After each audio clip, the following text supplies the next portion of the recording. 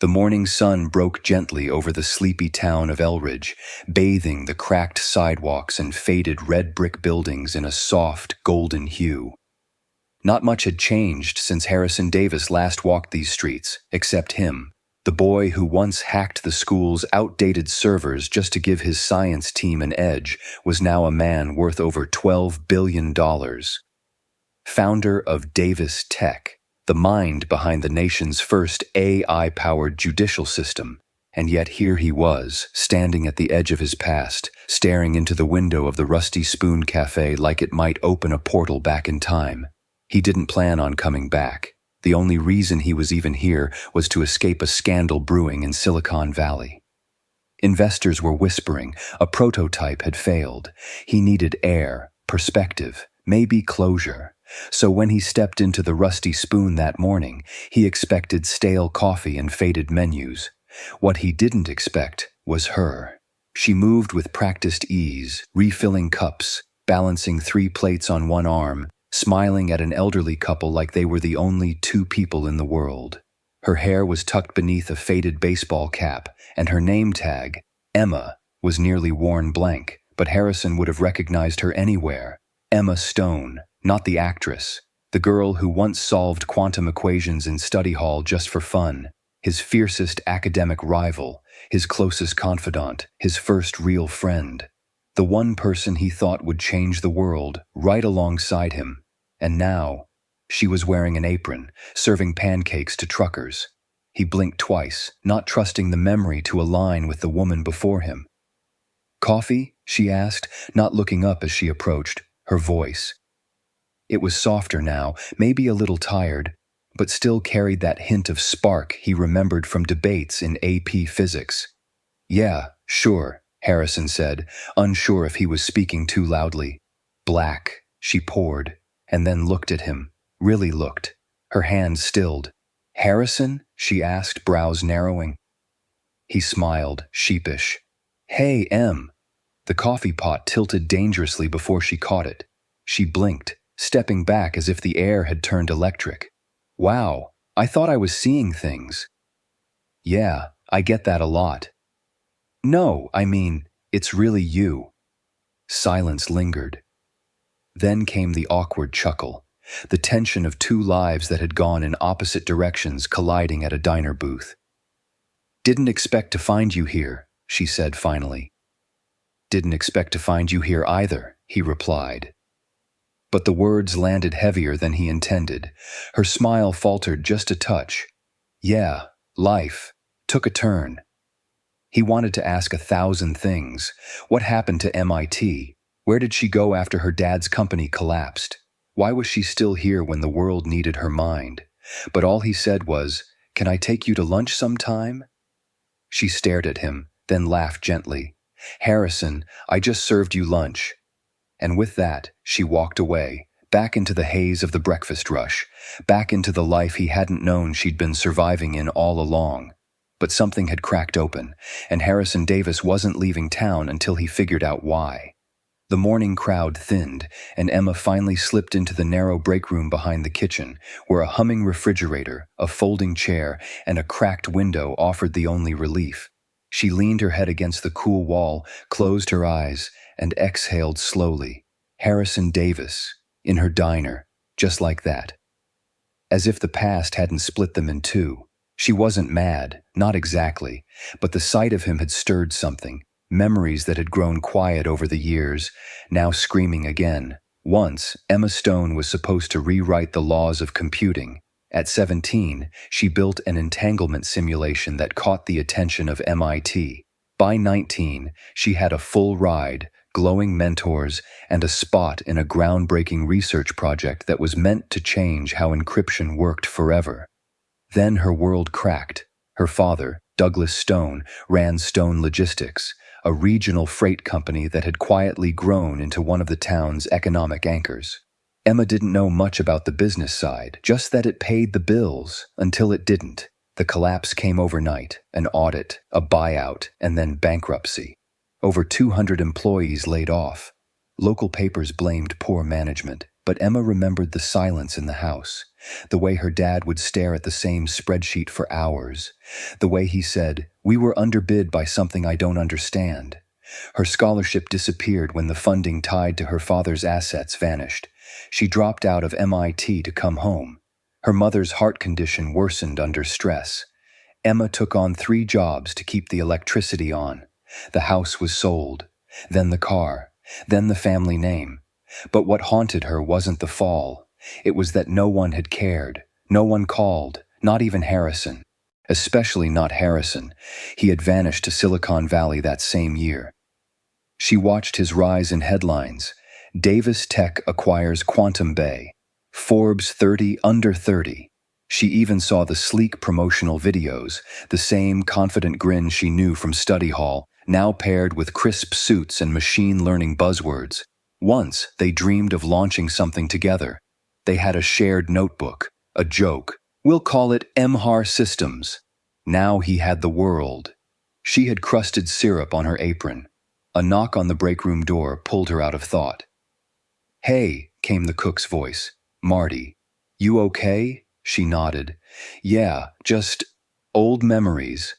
Marty gave a sympathetic shrug. "Some ghosts walk in wearing Gucci, huh?" She smiled weakly. "Something like that."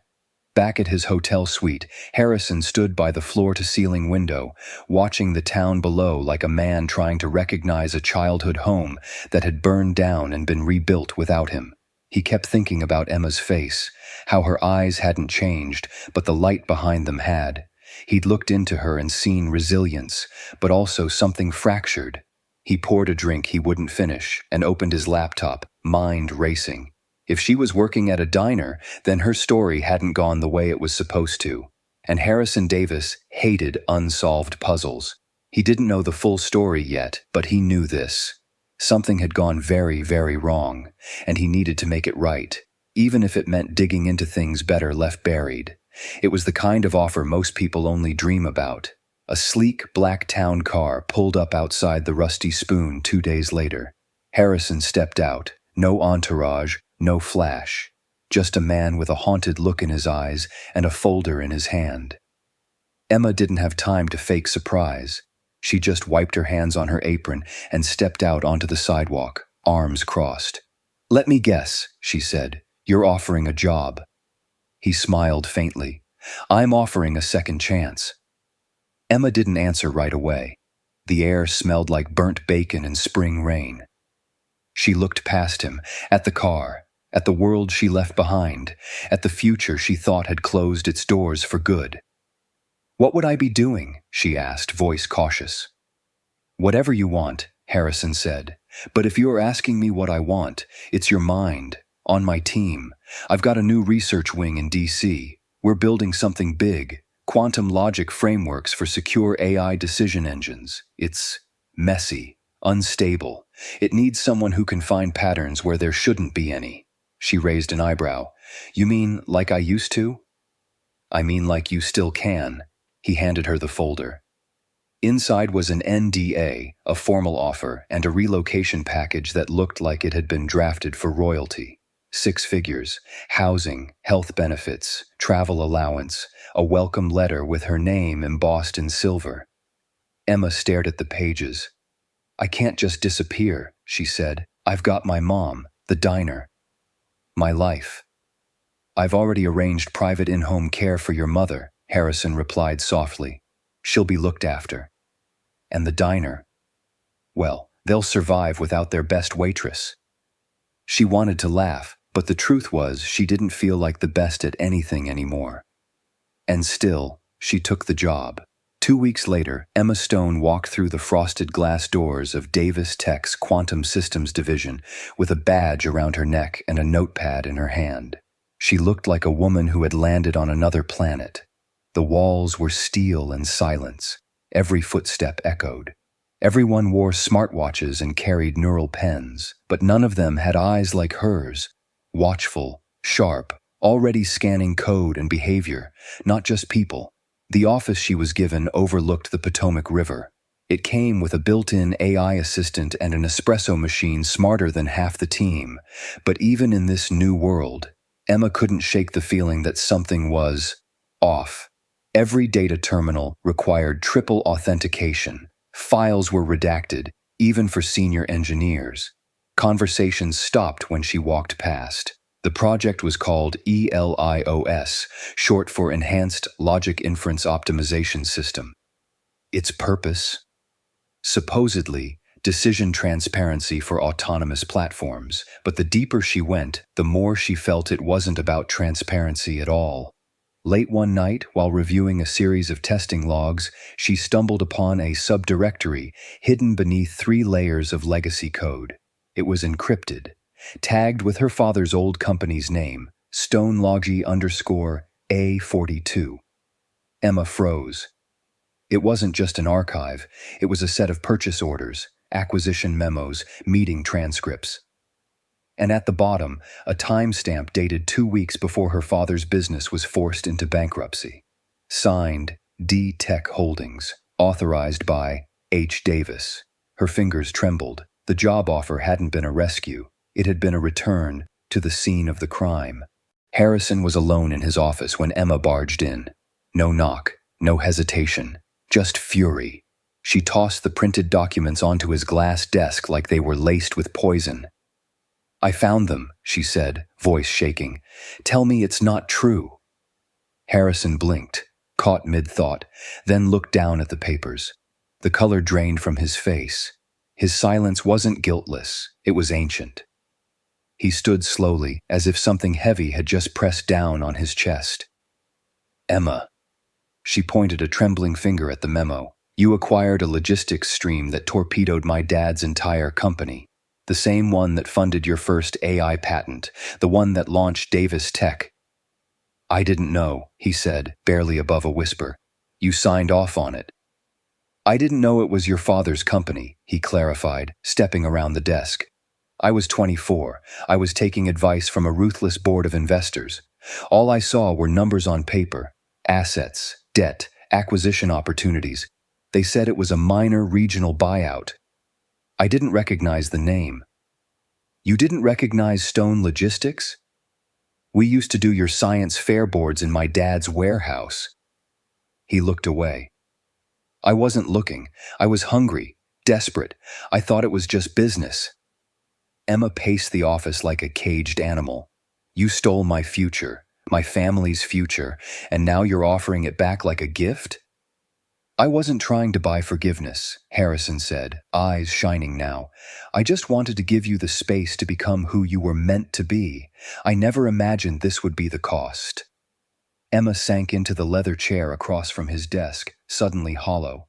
Her anger hadn't disappeared, it had just imploded. "You let me rot in that town," she whispered. "You climbed over the rubble my family was buried under." "I didn't know," he repeated. "I swear. And if I had, you would have walked away?" He paused, honest, finally. "No," he admitted. "Back then, I probably wouldn't have." There it was, the cruelty of ambition. Emma's shoulders sagged. The room felt cold. "I came here thinking maybe we could rebuild something," she said, "but now I see it. You didn't come back for me. You came back for your conscience." Harrison didn't argue. He just stood still, watching her, like a man who had built a skyscraper only to realize it stood on a stolen grave. "I need time," she said, rising slowly. "And don't you dare send another car or check or flowers. I'm not a broken project for you to fix." She walked out before he could stop her. As the door clicked shut behind her, Harrison sank into his chair, hands steepled beneath his chin. He had built an empire of innovation, but the cost had never been clearer. He didn't know if he'd ever earn her trust again. Maybe he didn't deserve to. But he knew one thing with painful certainty. For the first time in his adult life, Harrison Davis didn't want to be a CEO. He just wanted to be a friend again. And that road, if it existed, was going to be longer than any codebase he'd ever debugged. The gala was supposed to be a celebration. Davis Tech had just secured a federal contract to expand ELIOS across public sectors. Harrison knew the headlines would sing his praises tomorrow. Davis Tech, ethics meets innovation. Cameras lined the red carpet. Donors circled champagne flutes. Every face glowed with false confidence. But in a corner of the ballroom, beneath chandeliers that sparkled like broken glass, 4 people had gathered with a different purpose. Zoe, Luke, Robert, Grace. The Jennings siblings, fractured by time, now united by truth. It had taken them months, Zoe hacking sealed court files, Luke tracking down witness statements, Robert pushing legal levers, and tonight it would all come to light. The Jennings family had once been royalty in the corporate world. Harold Jennings, the iron-fisted patriarch, built his empire through charm, threat, and manipulation. But behind closed doors, his legacy was written in silence and fire. 23 years ago, a fire tore through the Jennings estate. Officially, it was blamed on faulty wiring. Unofficially, it was a cover-up. Sarah Jennings, Robert's first wife, mother of Zoe and Luke, had uncovered accounting fraud and intended to go public. The fire killed her. Or so they thought. Because Zoe and Luke survived, they were hidden, raised under different names, shuffled through distant relatives to protect them from Harold's reach. Until now. Tonight, in the center of the ballroom, the past walked in. Robert stood at the microphone. "Ladies and gentlemen," he said calmly, "I'd like to make a small detour before dessert."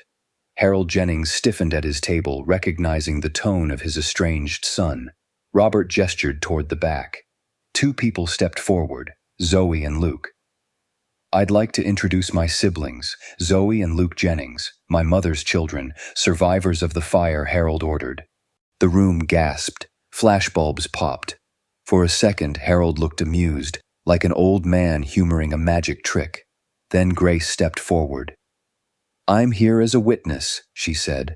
"I worked under Harold for 12 years. I forged documents. I watched him burn records. I helped him fake compliance reports after Sarah died. But not anymore." The doors burst open. 2 agents from the FBI walked in. The lead agent held a sealed warrant and a tablet with audio files, recordings Grace had delivered of Harold planning cover-ups and blackmailing board members.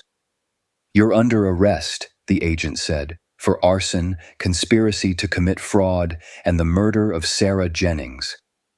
Harold didn't fight, he just laughed. "I built everything," he growled as they cuffed him. "You think this little performance erases that?" "No," Robert said, stepping closer. "But it ends it." Zoe stepped forward. "And it begins something else." As Harold was escorted out, the crowd slowly began to murmur, unsure whether to applaud or disappear into their wine glasses. Across the room, Harrison watched in stunned silence. And beside him, Emma stood, her hand clenched around her clutch. "Your company's tech helped cover up half of this," she said quietly. Elridge flagged Sarah's warning emails as unreliable. It labeled Grace's statement as a non-threat. It buried the human side of justice in logic loops. Harrison felt the floor shift beneath him. "It's not just your signature on those old files, Harrison," Emma whispered. "It's your code." And for the first time that night, the billionaire didn't feel powerful. He felt complicit. 3 months later, the Davis Tech logo had been quietly pulled from the main lobby of its Washington division. Elridge was suspended, pending federal investigation. Harrison had voluntarily stepped down as CEO, an unprecedented move that left boardrooms spinning and media pundits gasping. He refused interviews, issued no statements. The man who once obsessed over control now sat in silence. His days had changed. No more tech summits or venture capital calls. Instead, he spent hours reviewing ethics training materials, reading handwritten letters from whistleblowers he'd once ignored, and helping a transition team restructure Davis Tech into something more transparent. But there was one meeting he hadn't been able to secure. Emma hadn't spoken to him since the gala. Until now, she agreed to meet him on neutral ground. The small memorial garden just outside Elridge, recently renamed the Sarah Jennings Grove, a place where quiet things were honored, where damage didn't mean erasure. Emma sat on a bench beneath a flowering dogwood. She didn't rise when Harrison approached. You came, he said softly. I almost didn't. I wouldn't have blamed you. He sat beside her, the silence between them both warm and bruised. I read the reports, she said. You're cooperating, testifying, donating most of your stake. I'm trying, Harrison replied. Trying not to fix things, just acknowledge them. Let better people rebuild what I broke. Emma turned to him, eyes clearer than he remembered. You didn't just break systems, Harrison, you broke people. I know. There was a long pause. Then she handed him something from her bag. It was the old notebook. MHAR Systems still scribbled across the cover in teenage handwriting. I found it in my mom's attic, she said. Thought about burning it. Then thought, maybe it's time we build something better, not out of guilt, not out of ambition, but out of purpose. He ran a thumb across the cover, then looked up at her. And what does that purpose look like? Something called the Resolve Project, she said. Open source tech, human first code, AI systems that start with emotion, not just efficiency. Zoe, Luke, and Grace are already on board. Robert's offered to fund the first year. I'll run the science side. She paused. I want you to be part of it.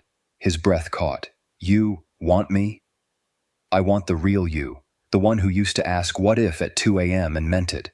The boy who saw beauty in problems that didn't have answers, not the man who mistook power for purpose. He nodded slowly. Then yes. 1,000 times yes.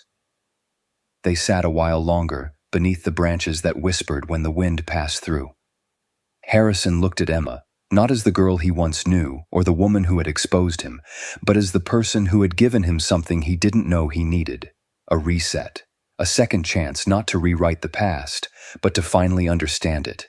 Later that afternoon, the town square buzzed with the opening ceremony of the Resolve Project's first hub. It wasn't fancy, no marble, no ribbon cutting by mayors, just folding chairs, iced tea, and a chalkboard that read, Innovation with a Soul.